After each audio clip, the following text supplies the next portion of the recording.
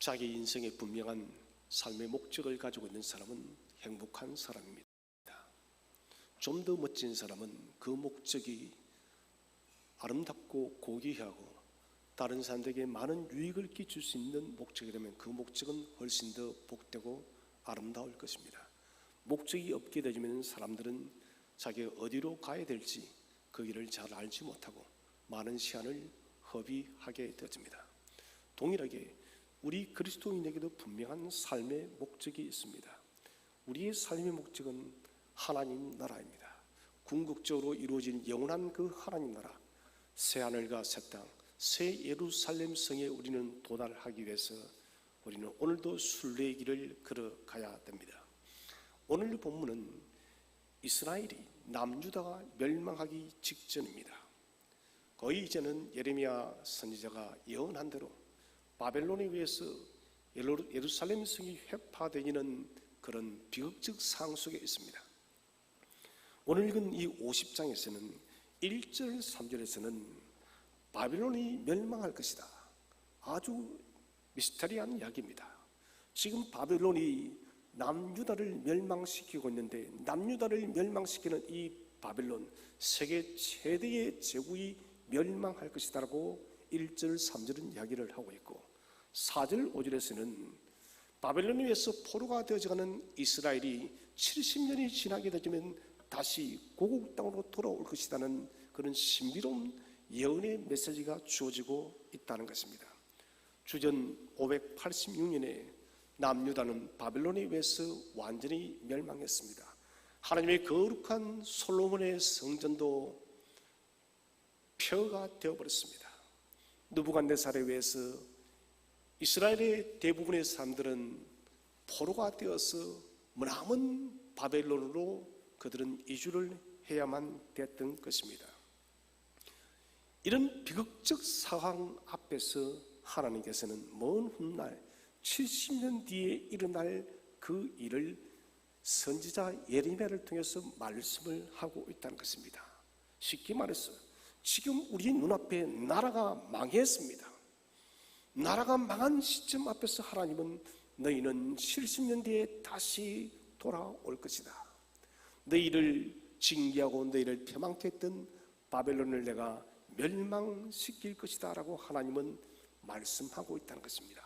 실제적으로 70년 뒤에 하나님께서는 고레스를 일으켜서 메대와 바사라는 나라를 통하여 바벨론을 완전히 심판해 버렸습니다. 자, 바벨론이 멸망한 것은 이스라엘 백성에게는 새로운 소망과 희망을 준 것입니다. 바벨론에게서는 저주스러운 일이지만은 그 저주가 이스라엘 백성 곧 하나님의 자녀인 저와 여러분에게는 소망이 되어진다는 것입니다. 70년의 노역 끝에 예레미야를 통하여서 예언드린 그 예언의 말씀이 성취가 된다는 것입니다. 여러분, 우리는 기억해야 됩니다. 하나님의 진노는, 하나님의 징계는 영원하지 않음을 기억하시기를 바랍니다. 우리는 지금 정말 고단한 시대를 살아가고 있습니다. 대한민국의 문제를 넘어서서 전 세계 전체가 토탈적인 고통과 어려운 시간을 보내고 있습니다. 여러분 기억하시기 바랍니다. 지금의 시대는 정말 포로 시대와 같은 고난의 시간입니다.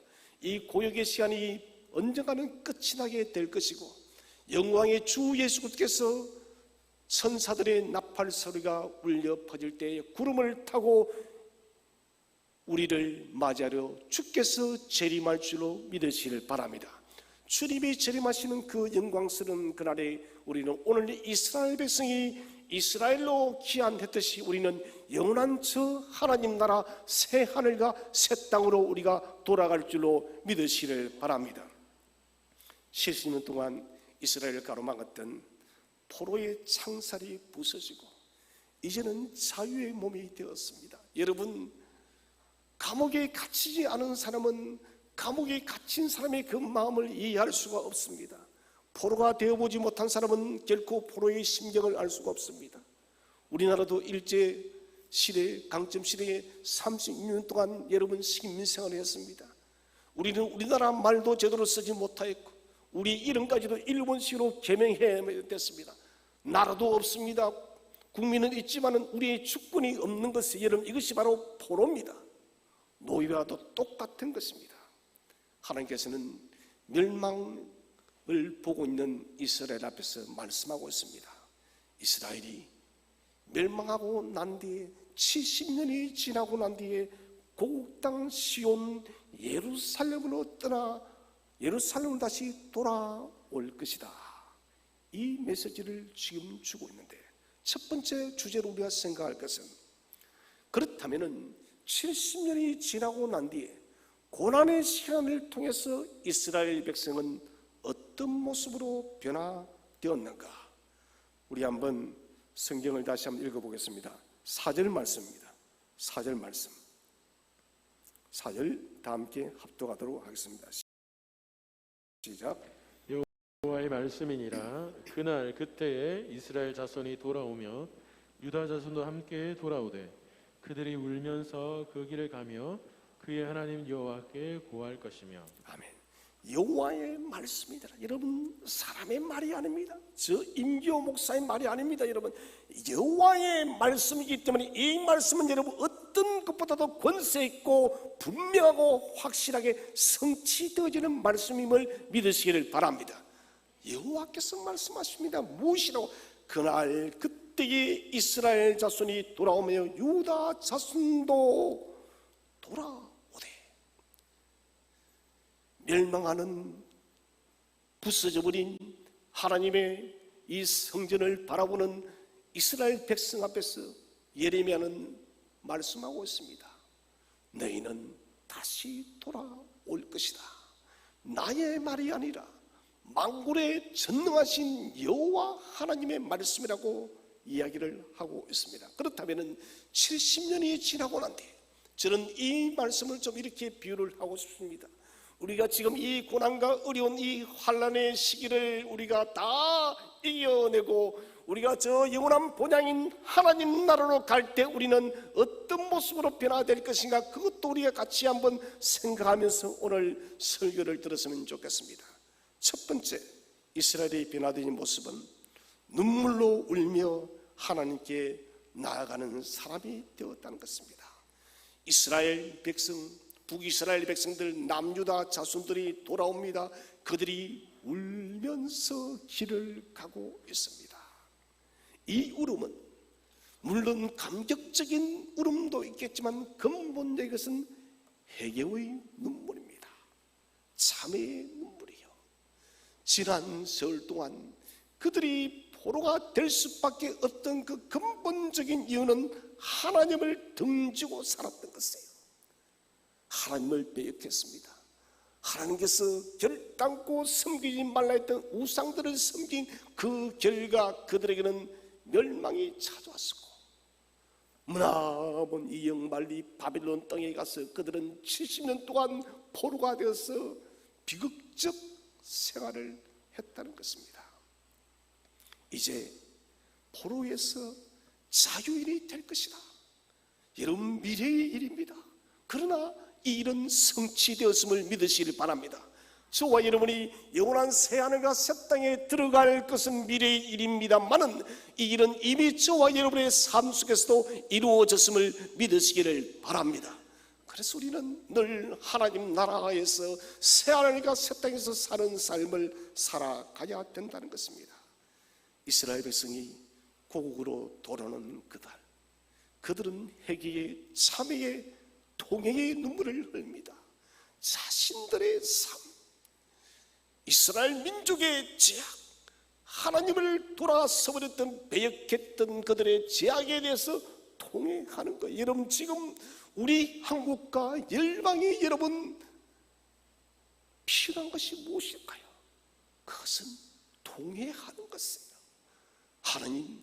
하나님께서 우리를 빚으시고 천지 만물을 창조하신 유일하신 참된 하나님이신데, 우리가 하나님을 버리고 세상의 물질과 유혹과 정욕과 세상의 수많은 우상들을 섬겨서 우리가 범죄했노라고, 여러분, 하나님께로만 돌아가야만 이 종말의 시대에 우리가 하나님의 긍휼을 입을 줄을 믿으시기를 바랍니다. 우리는 지금 통회의 눈물이 필요하다는 것입니다. 70년의 노역의 시간이 차고 이스라엘은 믿음의 사람으로 정년됐습니다. 여러분, 동일하게 이 고난의 시간 동안 하나님께서 기뻐하는 순결하고 거룩한 믿음의 사람으로 정년되시기를 바랍니다. 고난은 믿음의 사람으로 정년되어져야 되는 것이에요.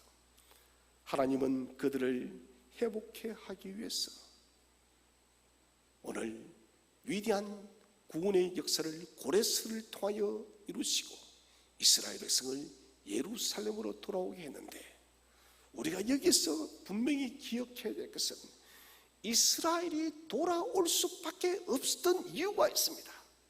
그것은 하나님의 이름 때문에 그렇습니다. 이름 여호와라는 이 이름의 뜻이 뭡니까? 나는 스스로 자존한다. 나는 스스로 존재한다. 이분은 만유의 하나님이십니다. 전지하신 하나님이십니다. 전능하신 하나님이십니다. 모든 것들을 창조하시고 다스리시는 그 하나님 여호와의 이름이에요. 그런데 하나님의 언약의 백성이 세상의 조그만 나라에 지나지 않는 하나님의 손바닥을 치자면은 정말 티끌보다 못한 바벨론의 포로가 되어져 있다는 것은 하나님의 이름의 명예의 수치가 되어지는 것입니다. 이것은 하나님의 영광이 걸린 문제입니다. 그래서 하나님은 당신의 영광을 위해서라도 이스라엘을 건져내었듯이 저와 여러분이 아무리 고난의 시간을 지난다 할지라도 하나님의 이름의 영광 때문에 저와 여러분을 승리케 할 줄을 믿으시길 바랍니다. 그래서 여러분 그렇게 기도하십시오. 하나님, 당신의 이름의 영광이 가려지지 않게 해 주옵소서. 당신의 이름을 위해서라도 우리가 승리하게 해달라고 기도하시기를 바랍니다. 에스겔 36장 22절은 이렇게 말합니다. 너희가 들어간 그 열국에서 더럽힌 나의 거룩한 이름을 위함이라. 다시 한번 더 읽어보겠습니다. 너희가 들어간 그 열국에서, 바벨론 제국에서 더럽힌, 무엇을 더럽혔습니까? 하나님의 이름을 더럽힌 그것 때문에 하나님은 당신의 거룩과 당신의 명예 때문에 이스라엘을 회복시킨 거예요. 동일하게 저와 여러분도 하나님의 이름을 더럽혔습니다. 하나님의 이름을 더럽힌 우리를 위해서, 그 이름의 명예를 회복하기 위해서 독생하신 예수 그리스도를 이 땅에 보내었음을 믿으시기를 바랍니다. 예수 그리스도를 통하여서 우리가 그분을 믿을 때에 그분의 이름이 명예롭게 영광스럽게 빛이 난다는 것입니다. 포로기한을 통해서 훼손되어진 하나님의 이름이 다시 영광스럽게 되었습니다. 동일하게 여러분, 주님이 영광 중에 구름을 타고 오실 때 한번 상상해 보십시오. 모든 열방의 사람들이 다 봅니다. 죽은 자도 보게 될 것입니다. 주님의 손과 발에 못을 치고 옆구리에 창을 치는 자들도 보게 되어질 것입니다. 영광의 주님이 이 땅에 재림하시는 것은, 여러분 그때 우리는 기억해야 됩니다. 왜 주님께서 재림하시는가? 당신의 이름을 위해서, 당신의 이름을 영화롭게 하기 위해서. 그 영화롭게 하는 방법이 무엇입니까? 믿는 자를 구원하는 것이 하나님의 이름을 영화롭게 하는 거예요. 그래서 구속받은 우리들을 하나님은 그렇게 기뻐하는 것입니다. 구원받은 자녀들이 들림을 받을 때 하나님의 이름은 더욱더 높아지는 것이에요. 하나님의 이름이 영광스럽게 되고, 이스라엘은, 오늘 유다 백성들은 정결한 신부가 되어서 70년 뒤에 그들은 고국으로 향해 되어질 것입니다. 참회하는 사람의 모습은 언제 봐도 아름답습니다. 교회에서 기도를 하다 보면 혼자서 하나님 앞에 펑펑 눈물을 쏟으며 기도하는 성도들이 있습니다. 저는 그 사연이 무엇인지 모르지만 눈물 흘리는 그 자체가 너무 아름답습니다. 하나님께 여러분, 울 것이 있는 사람은 복된 사람이에요. 왜 그런가? 마음이, 심령이 가난하기 때문에 그렇습니다. 여러분, 혹시 하나님 앞에 해결하지 못한 죄의 문제가 있다면 그 죄를 내려놓고 주 앞에 참회하시기를 바랍니다. 눈물로 주께 나가시길 바랍니다. 눈물로 주께 나갈 때 주님은 두 팔을 벌리고 탕자를 맞이하듯이 저와 여러분을 맞이할 줄로 믿으시기를 바랍니다. 예레미야 31장 9절 말씀을 함께 한번 읽어보겠습니다. 시작. 울며 돌아오리니 나의 인도함을 받고 간구할 때에 내가 그들을 넘어지지 아니하고 물 있는 계곡의 고든 길로 가게 하리라. 나는 이스라엘의 아버지요 에브라임은 나의 장자니라. 아멘. 저는 이 구절을 읽으면서 큰 위로를 받았습니다.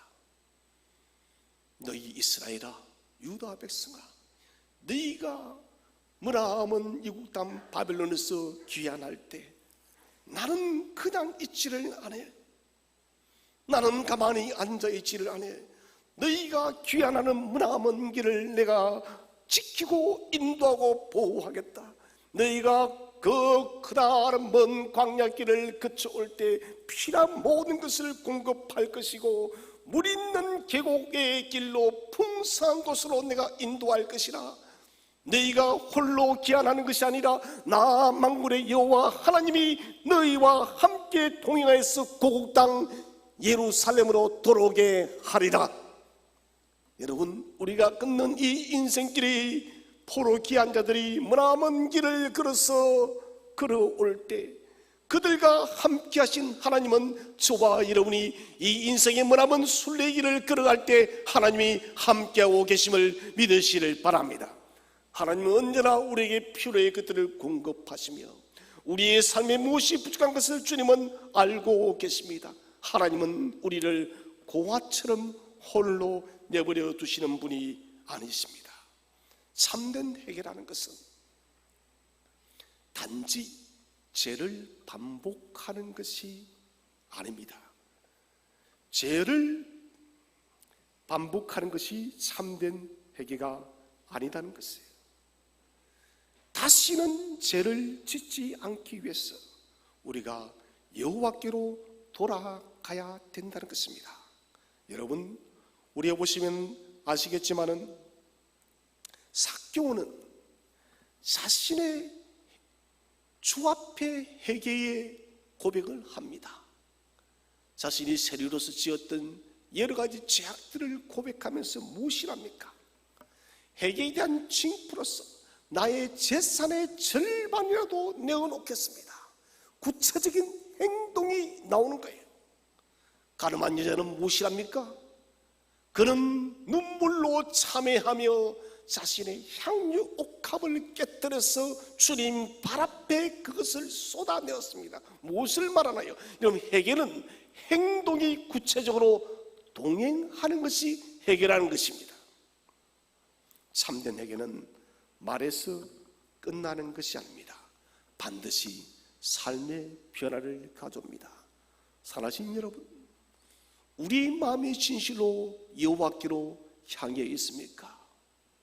우리의 삶의 진실로 여호와만을 바라보며 우리의 인생의 걸음을 돌아보면서 여호와께 참된 회개자로 서 있습니까? 그렇다면 여러분, 삶의 구체적인 변화가 있기를 바랍니다. 변화가 있어야 돼요. 좀 전에 말씀드렸다시피 오늘의 시대는 포로 시대와도 똑같습니다. 우리는 지금 2년 넘게 코로나의 포로가 되어서 살아가고 있습니다. 그러나 진저 코로나가 문제가 아닌 것 같습니다. 성경에 예언된 대로 전 세계 강국들이 전쟁을 준비하고 있고 전쟁을 또한 일으키고 있습니다. 자연재해, 알 수 없는 여러 가지 많은 일들, 이런 것들이 우리의 영과 육을 포로로 삼고 있다는 것입니다. 여러분, 하나님께서 이런 일들을 허용하시는 이유가 뭘까요? 왜 하나님께서 이런 악한 일을 허용하실까요? 다른 것이 아닙니다. 하나님께로 돌아오게 하기 위한 것입니다.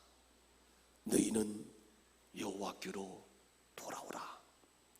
너희는 참 하나님 여호와 하나님만을 경외하라고 우리에게 촉구하는 주님의 음성입니다. 여러분, 이 음성을 들으시기를 바랍니다. 이 음성에 민감하게 반응하시기를 바랍니다.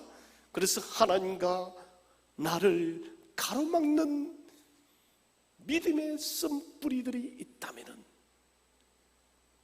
죄악의 쓴뿌리들이 있다면 여러분, 이 쓴뿌리를 다 제거하시기를 바랍니다. 불순물이 없는 정결한 삶으로 하나님께 나아가시기를 바랍니다. 눈물로 참여하며 우리는 이스라엘 백성처럼 오늘 이 시대에 하나님께로 가야 될 것입니다. 두 번째는 하나님 여호와께 구하는 사람으로 변화되었습니다. 자, 이스라엘 백성들이 울면서 길을 갔습니다. 하나님께 돌아온 이들은 오늘 성경을 보니까 여호와께 구할 것이며 이렇게 되어 있습니다. 여호와께 구하는 사람, 이 말은 하나님 우리에게 무엇이 필요하니 이것을 주십시오, 이런 요구하는 기도가 아니에요. 이것은 하나님을 전심으로 갈구하고 하나님을 찾는다는 것입니다. 다시 말한다면 여호와께 구할 것이란 것은 하나님 우리를 만나 주옵소서. 하나님, 우리가 하나님을 만나기를 원합니다. 하나님의 얼굴을 구한다는 거예요. 사랑하신 성도 여러분, 지금 진실로 우리에게 필요한 것이 무엇이겠습니까? 하나님을 만나는 것이 가장 급한 일임을 믿으시기를 바랍니다. 여호와의 얼굴을 구하시기를 바랍니다. 여호와를 만나시기를 바랍니다. 여호와를 만나야만 저와 여러분이 살아갈 수 있다는 것입니다. 그래서 하나님을 구하는 사람은 전심으로 하나님만을 찾는 사람, 하나님만을 예배하는 사람이에요. 하나님만을 섬기는 삶을 살겠다고 결단하고 그렇게 살아가는 사람이에요. 포로 70년 동안 가장 본질적인 삶의 변화는 무엇이었을까요?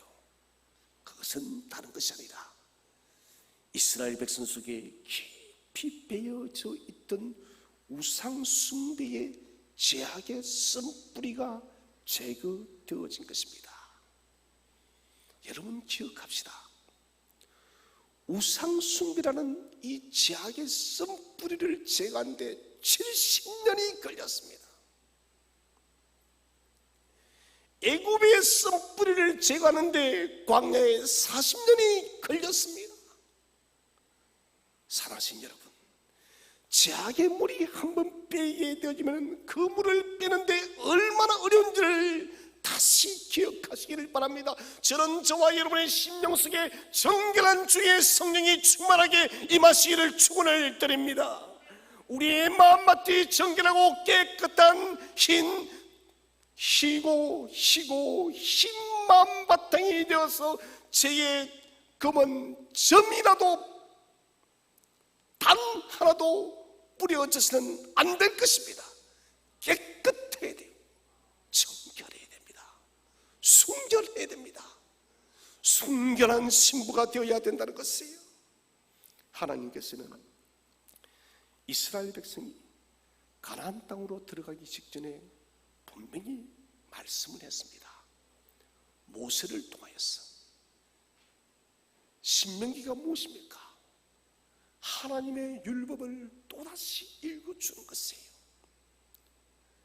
출애굽기 19장에서 받았던 하나님의 율법을 가나안 이 세대들에게 너희가 가나안 땅에 들어가면 이렇게 살아라. 그 핵심이 무엇이냐? 여호와 하나님이 삶의 제1의 원리가 되는 것이에요. 여러분, 하나님만이 저와 여러분의 삶의 제1원리가 되시기를 바랍니다. 하나님이 우리의 제1원리가 되지 않으면 망하는 것이에요. 우리 한번 성경을 읽어보겠습니다. 신명기 6장 4절, 6장 5절. 시작. 이스라엘아 들으라. 우리 하나님 여호와는 오직 유일한 여호와이시니 너는 마음을 다하고 뜻을 다하고 힘을 다하여 내 하나님 여호와를 사랑하라. 아멘. 이스라엘아 들으라. 우리 하나님 여호와는 오직 유일한 하나님이시니. 여러분, 참된 신은, 참된 하나님은 여호와 하나님 한 분밖에 없음을 믿으시기를 바랍니다. 모든 우상들은 죽은 것들이면 그것은 악한 영들이 부리는 여러분 쓸모없는 저주받은 것들이라는 것입니다. 참된 신, 저와 여러분을 건지고 저와 여러분을 복되게 하고 저와 여러분을 구원할 분은 오직 여호와 하나님 한 분밖에 없습니다. 우리는 이 원리를 잊어서는 안 됩니다. 그래서 여호와 하나님을 마음을 다하고 뜻을 다하고 힘을 다하여 하나님 여호와를 사랑하라. 우리의 전심을 다하는 것이에요. 전력을 다하는 것입니다. 우리의 생각과 마음과 행동과 지혜와 능력과 모든 것으로 여러분 하나님 한 분만을 사랑하시기를 바랍니다. 이 원리를 버렸기 때문에 이스라엘이 망한 것입니다.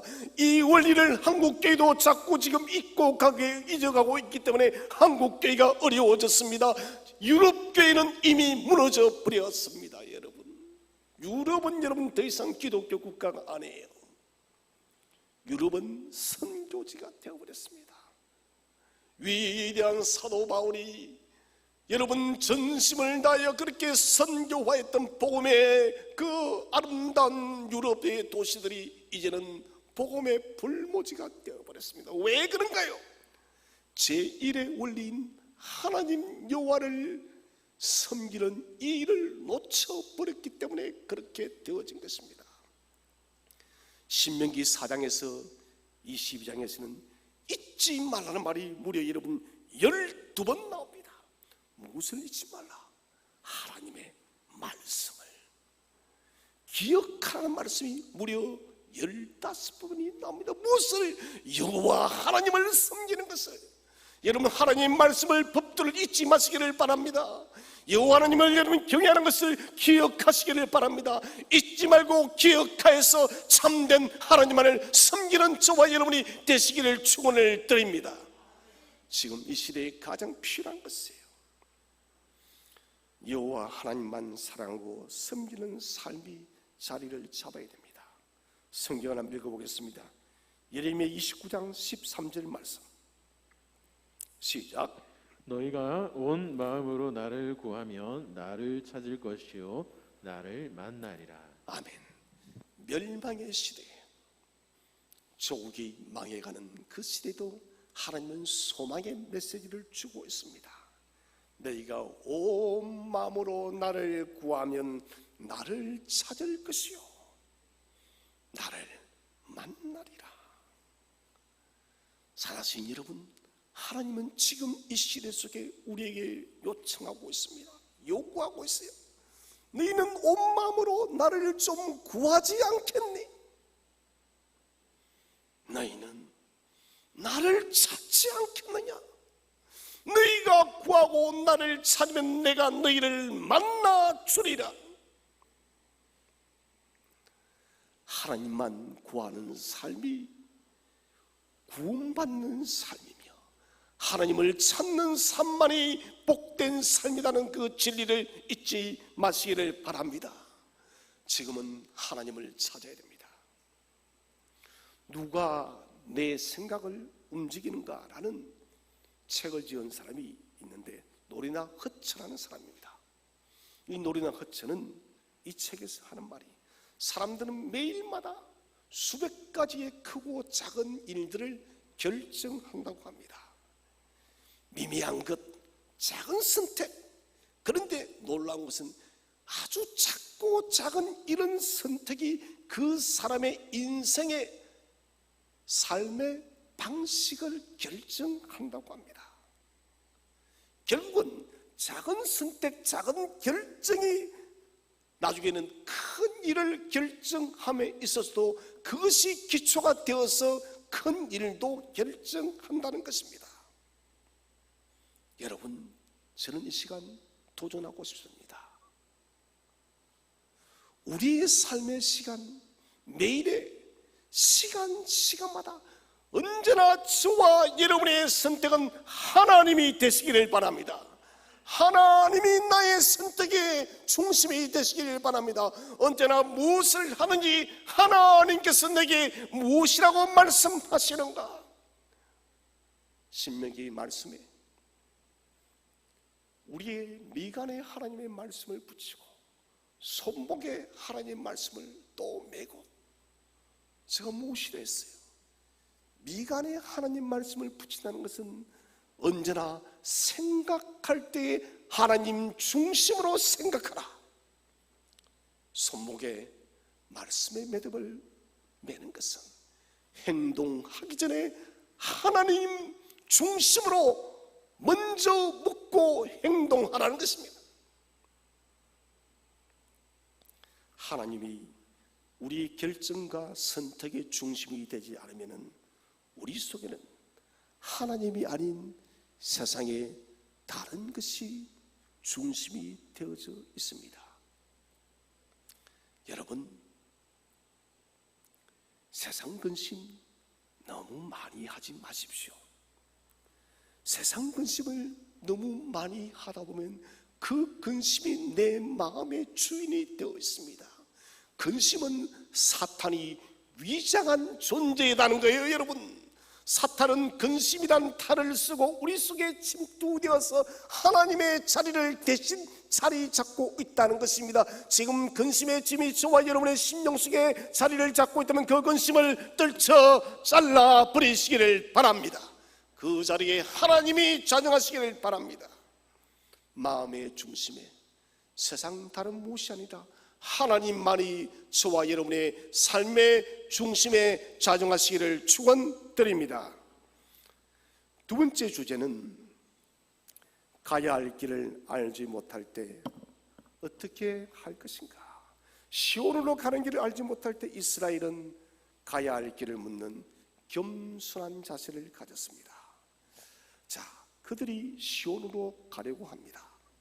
그런데 그 길을 물었다고 했습니다. 왜 그런가? 지금 포로 귀환하는 사람들은 다 포로 시대 2세대 사람들이에요. 다시 말한다면 바벨론에서 태어난 사람들이에요. 단 한 번도 이들은 예루살렘으로 시온으로 가본 적이 없습니다. 70년의 세월이 지나고 난 뒤에 그들은 뼈가 떼어진 고국 땅으로 다시 돌아가야 됩니다. 문제는 어디로 가야 될지 알 수가 없어요. 지금처럼 무슨 내비게이션이 있는 것도 아닙니다. 지도가 있는 것도 아닙니다. 단 아는 것은, 오늘 한번 성경을 읽어보겠습니다. 5절 말씀을 다 함께 읽어보겠습니다. 5절 말씀 시작. 그들이 그 얼굴을 시온으로 향하여 그 길을 물으며 말하기를 너희는 오라, 잊을 수 없는 영원한 언약으로 여호와와 연합하라 하리라. 아멘. 딱 하나가 있습니다. 그들이 그 얼굴을 시온, 예루살렘입니다. 하나님의 임재가 있는 시온으로 향하여, 유일한 빛은 그들의 얼굴이 하나님의 거룩한 성 시온이 있는 예루살렘 쪽을 향하고 있다는 이 사실 외에는 그들이 아는 것은 하나도 없습니다. 그들은 알지 못하고 가보지 못한 땅을 가야 됩니다. 이 상황 앞에서 그들이 취하는 건 두 가지입니다. 첫째는 하나님 앞에 물었습니다. 하나님이여, 우리가 표가 되어져 버린 그 땅 예루살렘으로 돌아가야 됩니다. 시온으로 돌아가서 무너진 하나님의 성전을 재건해야 됩니다. 여러분, 성전 재건이 왜 중요합니까? 그래서 성전을 재건한다는 것은 우리의 삶이, 우리의 모든 생애가 이제는 하나님만을 섬기고 하나님 중심으로 살겠다는 그들의 고백이기 때문에 성전은 반드시 재건되어져야 한다는 것입니다. 사랑하시는 여러분, 저와 여러분의 심령의 마음의 성전도 재건되시기를 바랍니다.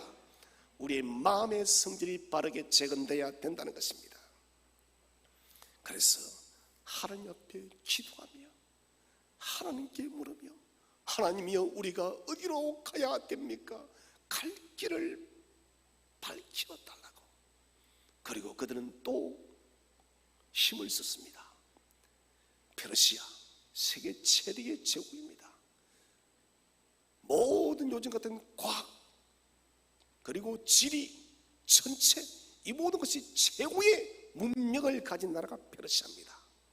페르시아의 사람들의 지리학자들이 물었을 것입니다. 우리가 시온으로 예루살렘으로 돌아가려고 하면 어떻게 가야 될까요?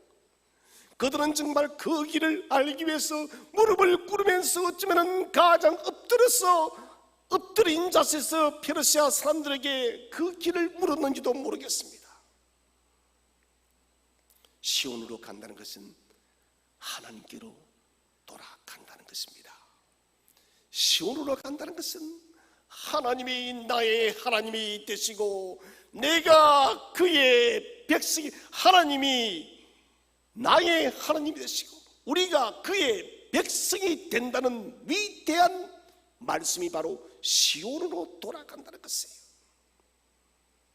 시온으로 돌아가서 하나님께 온전히 예배자가 되어지고 말씀을 배우고 하나님의 법도를 지키고 교제하는 삶을 살아가고, 여러분, 우리의 지금 마음의 성전을 재건해야 될 이유들이 왜 여기에 있는 것입니다. 이 코로나 시대 전쟁과 그리고 경제와 정치와 자연재해 수많은 문제들이 난립해 있는 이 시대 속에서 우리의 성전이 빠르게 재건되어서 우리가 예배와 말씀과 삶과 하나님의 모든 법도들이 저와 여러분의 심령 속에서 다시 회복되어지기를 바랍니다. 우리의 심령이 여러분 회복되어져야 되는 거예요. 지금 이스라엘 백성들은 예루살렘까지 가야 되는 그 거리가 무려 16,000km입니다. 우리가 알다시피 부산에서 서울까지는 450km. 여러분, 저 북한 끝까지 한 1,000km 됩니까? 저는 자세히 잘 모르겠어요. 남북이 예를 들어서 1,000km도 하면 이것을 16번을 왔다 갔다 하는 겁니다, 여러분. 16,000km에 4-5개월이 걸리는 머나먼 순례길을 떠나는 것입니다. 도적과 강도들이 덮쳐올 수가 있습니다. 맹수들이 공격해 올 수 있습니다. 추위에 얼어 죽을 수도 있습니다. 더위에 지쳐 쓰러질 수도 있습니다. 그러나 시온으로 돌아간다는 것, 하나님의 집으로 돌아간다는 그 사실이 기뻐서 이들은 그 모든 것들을 두려워하지 않았다는 것이에요. 여러분, 천국 가는 길도 마찬가지입니다. 우리의 본향 가는 길도 이 순례자들이 16,000km의 먼 길을, 험난한 길을 그들이 기쁨으로 여행을 했듯이 저와 여러분도 새하늘과 새 땅으로 들어가는 이 순례의 길이 기쁨의 길이 되시기를 바랍니다. 우리가 걷는 길이 기쁨의 길이 되어져야 돼요. 저도 목사지만은 예수 믿는 것이 참 힘들 때가 많습니다. 그때마다 저를 채찍하면서 하나님 죄송합니다. 주께서 내게 주신 그 십자가의 구속의 은혜가 얼마나 큰데, 그 사랑이 얼마나 위대한데 나는 이 작은 세상의 조그만 일 때문에 하나님 믿음의 길을, 순례의 길을 내가 원망했습니까? 하나님 불충한 죄인을 용서해 달라고. 여러분, 순례의 길은 힘이 듭니다. 그러나 멈춰서는 안 됩니다. 그들은 시온으로 가야 했습니다. 그래서 하나님께 묻고 사람들의 물으면서 길을 갑니다. 페르시아를 떠났을 때는 오직 하나님께만 묻는 것이에요. 하나님, 우리의 걸음을 인도해 달라고. 우리가 좀 전에 읽었다시피 예레미야서에서 주님은 분명히 약속을 했으면 내가 그들을 물이 흐르는 계곡으로 좋은 길로 인도할 것이고 안보할 것이다. 여러분, 우리도 저 새하늘과 새 땅까지 가는 그 길을 하나님께서 안보하시며 좋은 길로 인도할 줄로 믿으시기를 바랍니다. 자, 중요한 것은 묻는 것입니다. 여러분, 매일마다 물으십시오. 하나님, 어디로 가야 될까요? 하나님, 무엇을 해야 될까요? 하나님, 어떻게 살아야 될까요? 지속적으로 묻는 사람이 복된 사람입니다. 역대상 14장을 보시면은 블레셋 사람들이 느바임 골짜기를 침입합니다. 이때 다윗이 제일 먼저 취한 행동이 뭐냐면은 역대상 14장 10절에서 다윗이 하나님께 물어 이르되, 저는 이 부분을 이렇게 묻고 싶습니다. 임기호가 하나님께 물어 이르되, 여러분 각자의 이름을 넣어서 하나님께 물으시기를 바랍니다. 블레셋이라는 인생의 여러분 고통이, 인생의 고난이, 인생의 풍파가 우리를 찾아올 때 다윗처럼 물으시기를 바랍니다. 13절에서 또다시 블레셋 사람들이 다시 골짜기를 침범합니다. 다윗은 똑같이 묻습니다. 다윗이 또 하나님께 물어. 여러분, 하나님께 또 물어보시기를 바랍니다. 물을 때 하나님은 복되게 합니다. 실제적으로 이렇게 물었던 다윗에게 하나님은 어떤 복을 주셨을까요? 성경을 읽어보겠습니다. 역대상 14장 17절 함께 읽겠습니다. 시작. 다윗의 명성이 온 세상에 퍼졌고 여호와께서 모든 이방 민족으로 그를 두려워하게 하셨더라. 다윗의 명성이 온 세상에 퍼졌고, 저와 여러분의 명성이 온 세상에 퍼졌고, 여호와께서 모든 세상으로 저와 여러분을 두렵게 하였도다. 성경 이렇게 내게 적용을 해야 됩니다. 어떤 사람이 이런 명성을 얻는다고요? 하나님께 묻는 사람. 하나님은 지금도 우리의 질문을 기다리고 있습니다. 너 무슨 문제로 고민하니? 그 문제 네가 생각하지 말고 내게 묻지 않으렴. 하나님은 질문하는 자를 기뻐하십니다. 내 힘과 내 지식으로 판단하지 마시고 하나님께 언제나 묻고 답을 찾는 저와 여러분 되시기를 바랍니다. 세 번째 주제는 이제 하나님께로 돌아오는 자들에게 주어지는 복입니다. 하나님께 돌아오면 어떤 복을 받을까요? 첫 번째는 우리와 영원한 언약으로 함께 하신다. 자, 오늘 성경을 보니 이렇게 기록을 하고 있습니다. 너희는 오라. 하나님의 위대한 초청이에요. 그러면 잊을 수 없는, 결코 잊을 수 없는 영원한 언약으로 하나님께서는 저와 여러분과 영원한 언약을 세우겠다 합니다. 이 언약은 모세의 옛 율법이 아닙니다. 출애굽기 19장에 주어졌던 옛 언약이 아니라 새 언약이에요. 성경을 읽어보겠습니다. 예레미야 31장 31절 시작. 여호와의 말씀이니라. 보라, 날이 이르리니 내가 이스라엘 집과 유다 집에 새 언약을 맺으리라. 아멘. 여호와의 말씀이니라.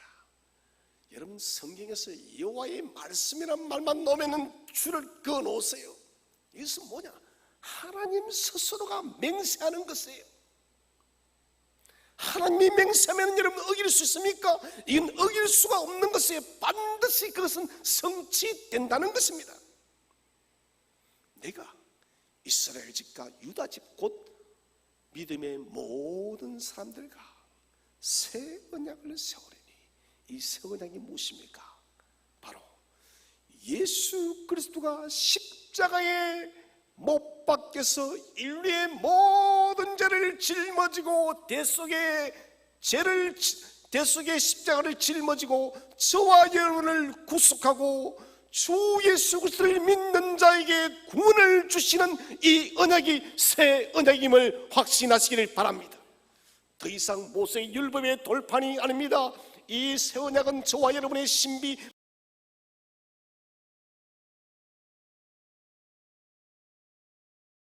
마음에 새겨진 영원한 십자가의 보혈의 피로 새겨진 언약입니다.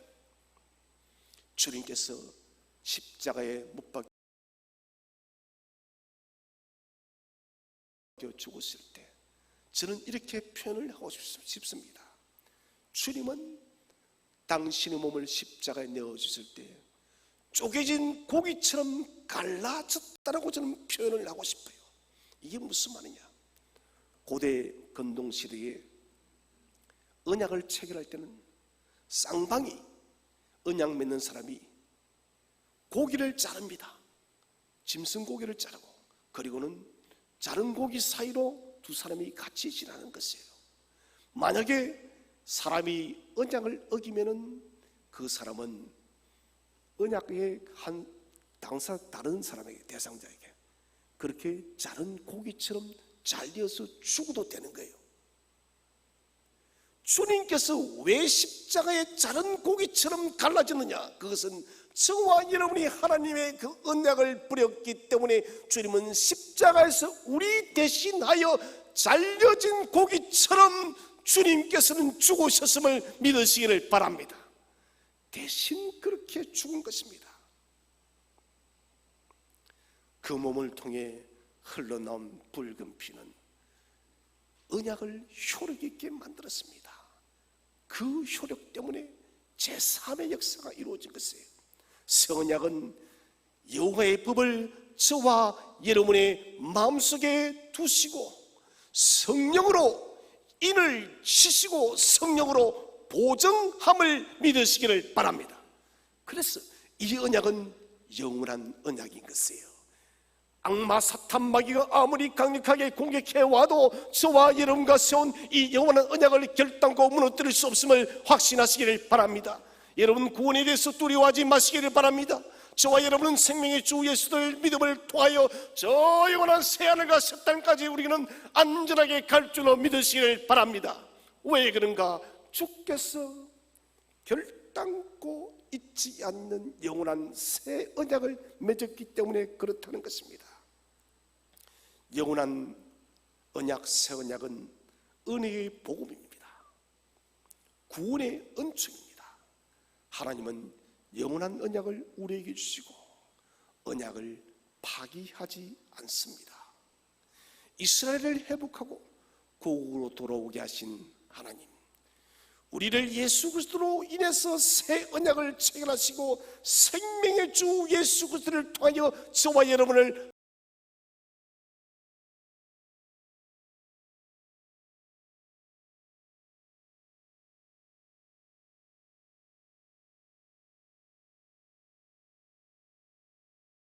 하나님 나라 천국으로 인도할 줄로 확신하시길 바랍니다.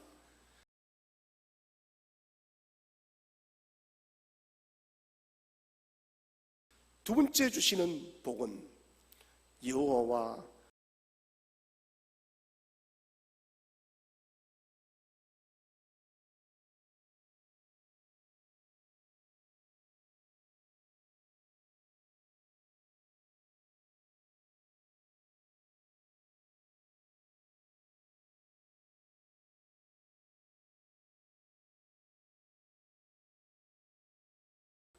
연합하는 은혜를 주셨습니다.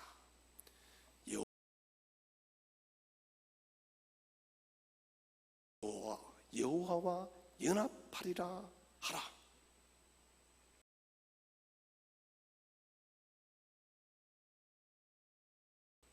연합이란 것은 더 이상 분리될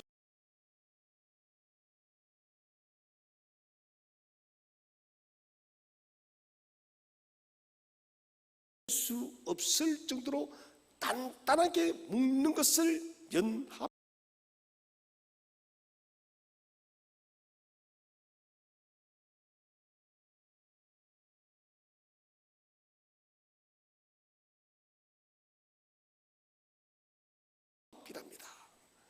특별히 이 연합은 신앙적 헌신의 결단을 이야기할 때 연합이라는 말을 많이 쓰고 있습니다. 곧 이것은 우리의 삶이 이제는 더 이상 하나님과 분리되지 않는다. 생명의 주 예수 그리스도와 맺어진 새 언약은 결단코 저와 여러분이 하나님과 저와 여러분이 분리되지 않는 것입니다. 세상에 어떤 공격이 찾아와도 사탄이 어떤 방해를 해도 저와 여러분은 하나님 앞에서 하나님 안에서 분리되지 않을 것입니다. 이것은 우리의 삶이 거룩해졌다는 것이에요. 칭의입니다. 우리가 의롭다함을 받았기 때문에 거룩해졌다는 것이고, 우리가 거룩함을 받았다면 여러분 우리의 삶이 매일마다 거룩해지시기를 전력을 다하시기를 바랍니다. 이 시대에 여러분 중요한 테마가 무엇일까? 이것은 바로 거룩이요, 거룩. 교회가 거룩이 무너지고 있기 때문에, 성도 개개인의 거룩이 무너지고 있기 때문에 우리의 삶이 점점점 하나님과 멀어져 가고 있다는 것입니다. 거룩이 없으면 하나님을 만날 수 없는 것입니다. 거룩이 없으면 하나님과 연합할 수가 없습니다. 레위기 19장 2절을 다 함께 읽어보겠습니다.